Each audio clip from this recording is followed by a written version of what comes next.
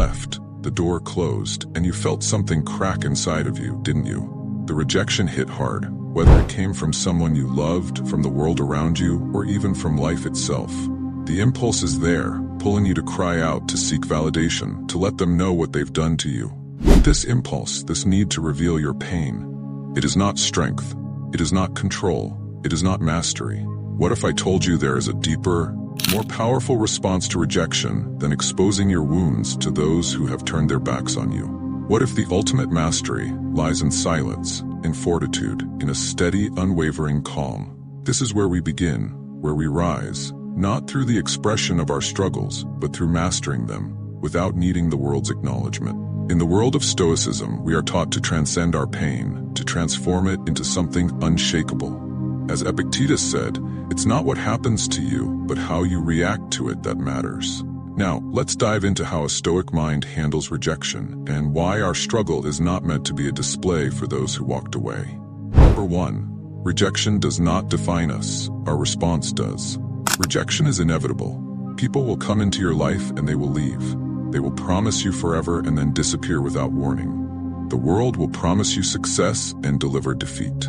In these moments, it is easy to think the pain of rejection has diminished our worth. But Stoicism teaches us otherwise. Marcus Aurelius, the great Roman emperor and philosopher, reminded us, "You have power over your mind, not outside events. Realize this, and you will find strength." Our worth is not determined by external circumstances. The opinions, actions, and rejections of others do not diminish the fire that burns within.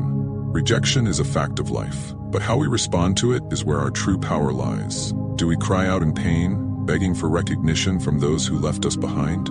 Or do we maintain our silence, not because we do not feel the pain, but because we refuse to let it control us? Strength lies in mastering our reactions, in choosing composure over emotional outbursts. Number 2. Master the urge to reveal your pain. There is a deep urge within us, a desire to show our wounds to those who rejected us, to display our struggle as if it might evoke their sympathy, or at least recognition of what we endure. But a Stoic understands that this urge is born from weakness, from a need for validation outside of ourselves. Seneca, one of the great Stoic philosophers, once said, "It is not the man who has too little, but the man who craves more, that is poor." In revealing our pain to those who have turned their backs on us, we are craving something: pity, attention, validation. We are asking the world to recognize our suffering. But this craving makes us poor in spirit, for we are allowing others to have power over our inner state. The true Stoic path is one of self-sufficiency. We do not need the sympathy of others to heal. We do not need the acknowledgement of those who rejected us.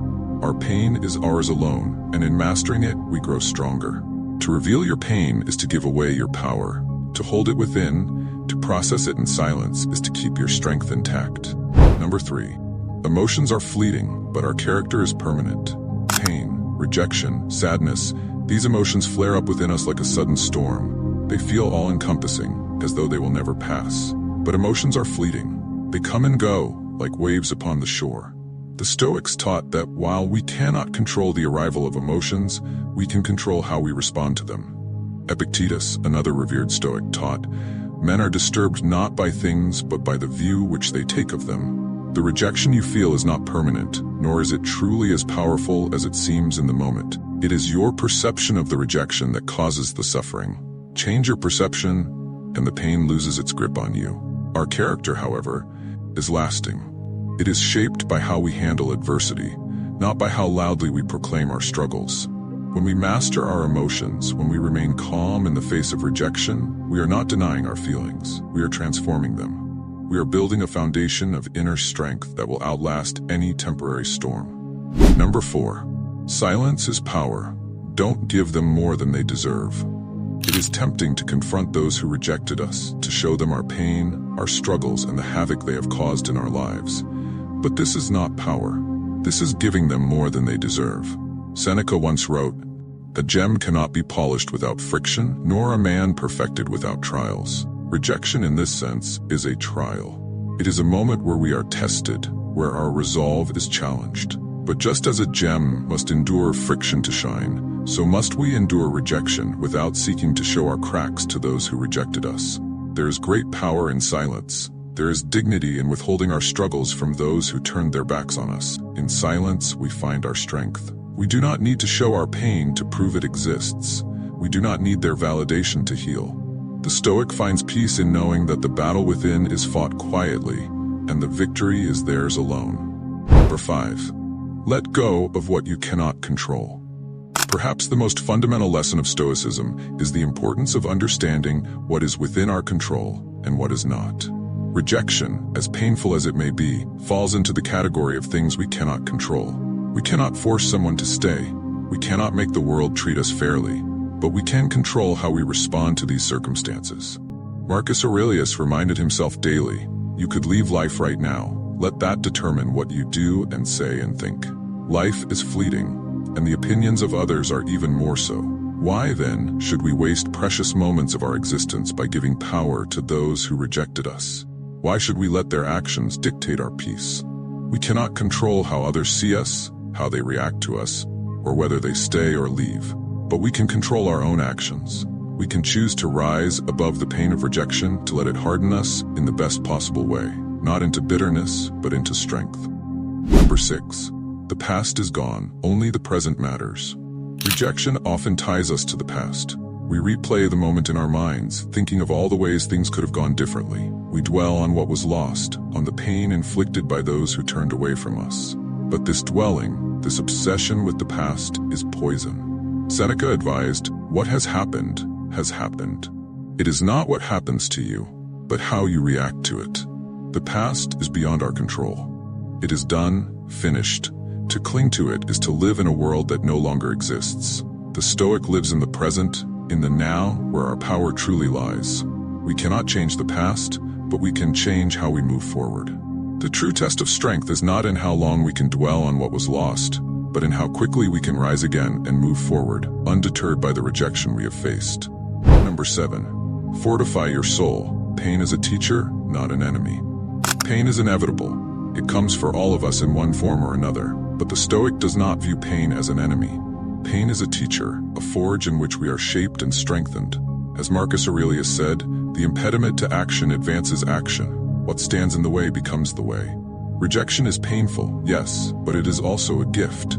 It shows us where we are weak, where we need to grow. It hardens us, not into something brittle, but into something unbreakable. Each time we endure pain without revealing it to the world, we grow stronger.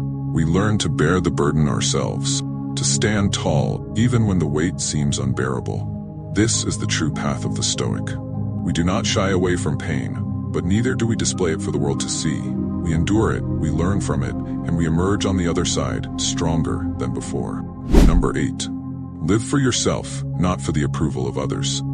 At the core of revealing our struggles to those who rejected us is a desire for approval. We want them to see our pain, to acknowledge it, to validate our suffering. But this is a dangerous path, for it gives others control over our inner state. Epictetus warned, "If you want to improve, be content to be thought foolish and stupid." The Stoic does not seek approval from others. We live for ourselves, for our own principles, our own values.